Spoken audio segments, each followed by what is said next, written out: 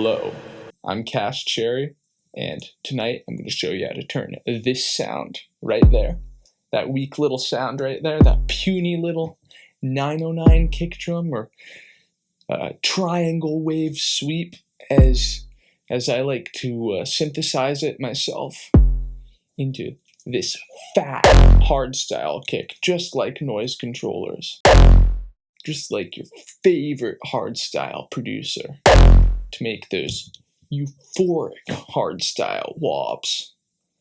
Let's get right into Ableton. I'm going to do it with only Ableton stock plugins, except of course I'm going to make the sound of Serum, but anyway, you get it. Let's get in there.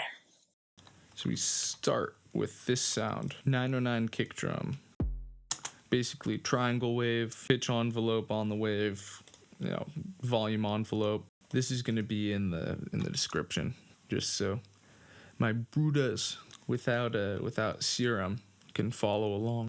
So we're working with F. We need to create DC offset, which we can do with our tube, with the bias.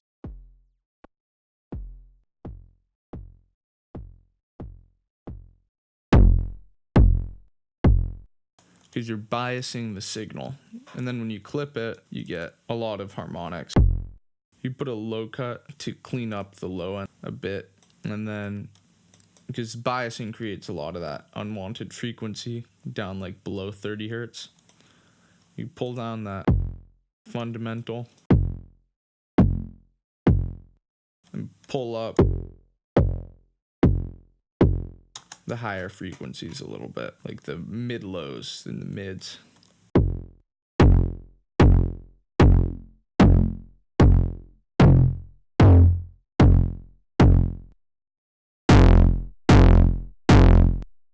That way when you digital clip it,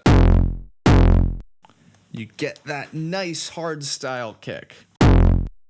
That creates the sound. A lot of where you put this is your personal preference. Like how hard you want to do it too.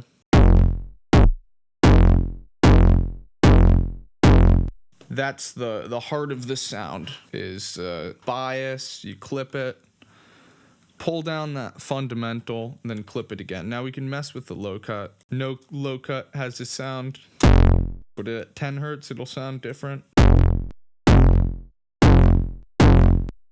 And that's because it's messing with the bias of the signal as it goes into that clip. I'm liking the 31, and we're already getting the low mid resonances, which are a big part of the sound,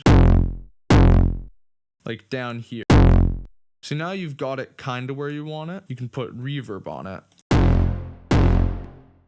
That creates a lot of the depth, right? I bring the decay time, sorry, I can't talk, down, size down.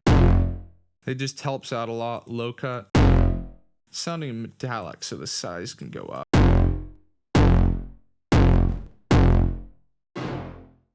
You put the dry wet all the way up, you can hear what's going on, but you bring it down, just so it feels more like it has more depth. Pull the stereo back, sounding good. Now something you can do, you put a high shelf, so you automate it, so in the second part of the kick, right, you filter it.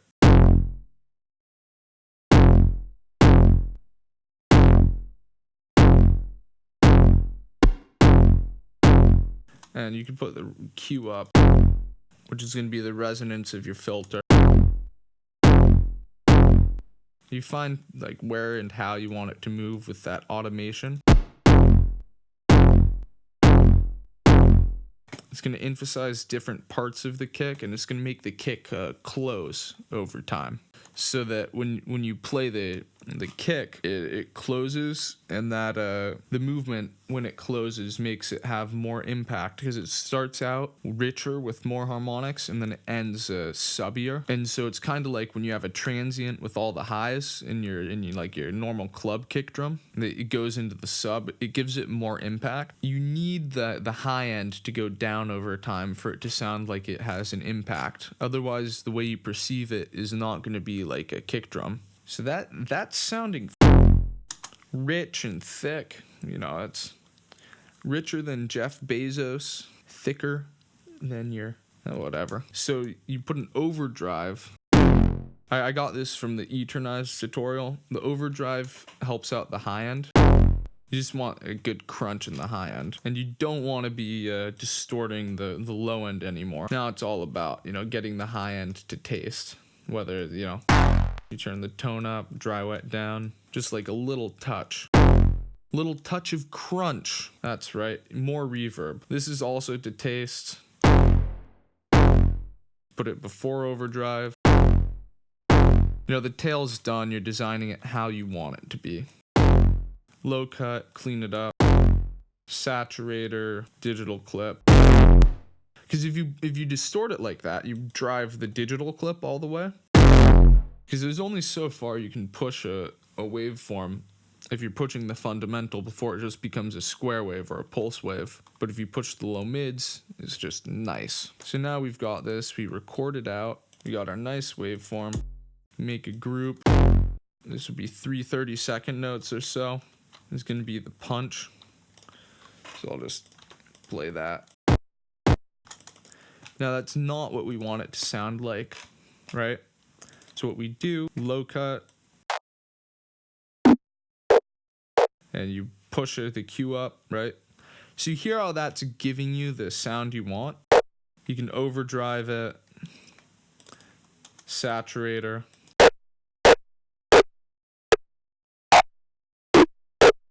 I'm gonna put it more up here, I think.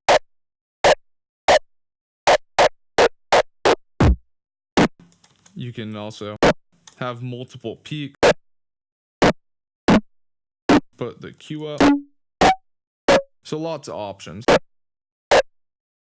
That's sounding good to me right now. I'm just gonna bounce it out. Again, that's overdrive and digital clip after that EQ. I'll fade it a bit. You can hear how that's starting to make the sound we want. I'll split this into 3 layers. The tail, we got our high end, right? I think we're gonna need to overdrive the highs a bit more. Then I'm gonna make the mid. That's the heart of our sound. Then the low end. That's your sub layer. So it's like mixing. What you're trying to do is, since it's so much of the mix, you just want the kick to just fit how you want it to in a mix. Now we pull the fundamental up a bit to give it that subbiness. And that's all to taste. I think this high end, it's sounding like it needs a bit of overdrive. Maybe I'll put it before. It's really common for the high end to need help here. You know, sometimes I'll even put a saturator. The dynamic tube helps here. And already you hear the high end, you're getting a bit more of that woolliness. Even pull down the resonance on this filter because I was hearing a bit too much of that frequency. So that it's all mixing to get the high end sound you want.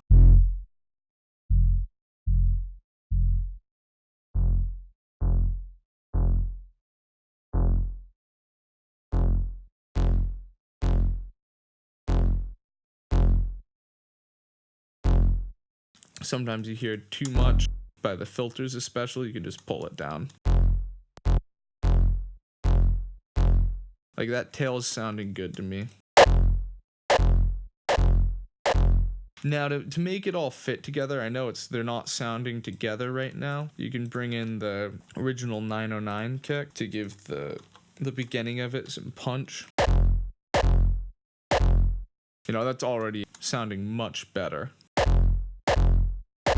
Every kick I've seen has a little bit of like a low mid punch. Like if you look on an EQ, just in the low mids is where that kick's really punching.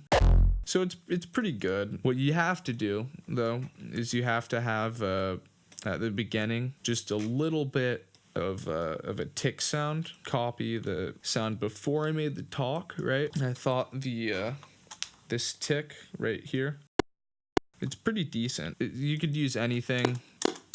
Essentially, you're just adding a transient. This can have a big effect on how the kick feels. because it's the part that you're popping out of the mix when you use sidechain.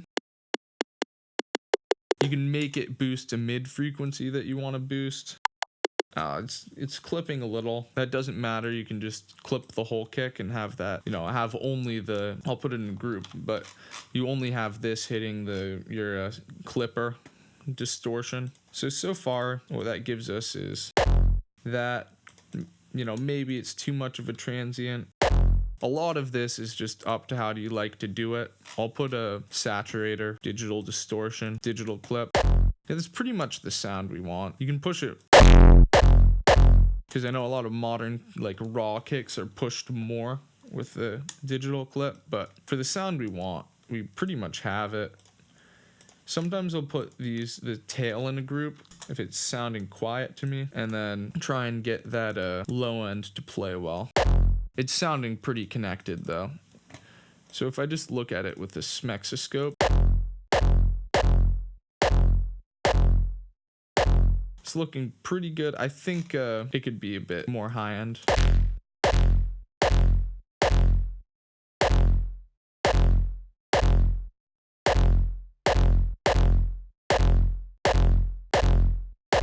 Or even I could throw in the more clipping for the tail only on the tail group.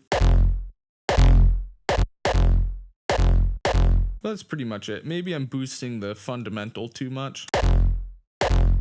But at the end of the day, at this point, it's up to you how you want it to sound in the mix. You just need that transient. You need the talk sound, that bass punch, your low mid punch from the 909 and the tail.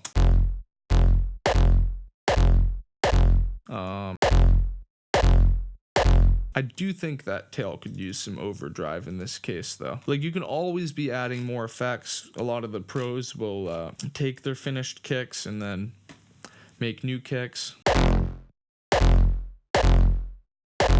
It's your kick. I'm sure you're smart enough to make your own decisions on what you want. Little EQ. So a couple things I do concern myself with here though are after the kick, right? What's it sound like at different frequencies? I think that's a little too much high end in the tail or not enough in the tick, because that tick has to have the most high end in the whole kick. That should do it. What you're looking for is to get a lot of impact out of the tick. That'll carry over into the tail. Also, you want to fade it a bit bigger, I guess, than I'm doing right here. Just little things to get it right.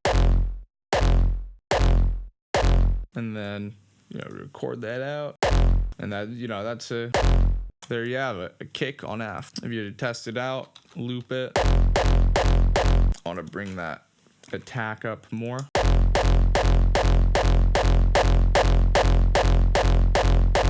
Fade it out better. But you hear it becomes yeah, I think that's gonna give it more unity. It's just hearing a bit of detachment.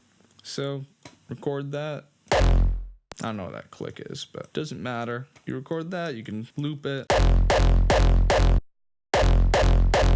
There's the kick. Let me know if you have any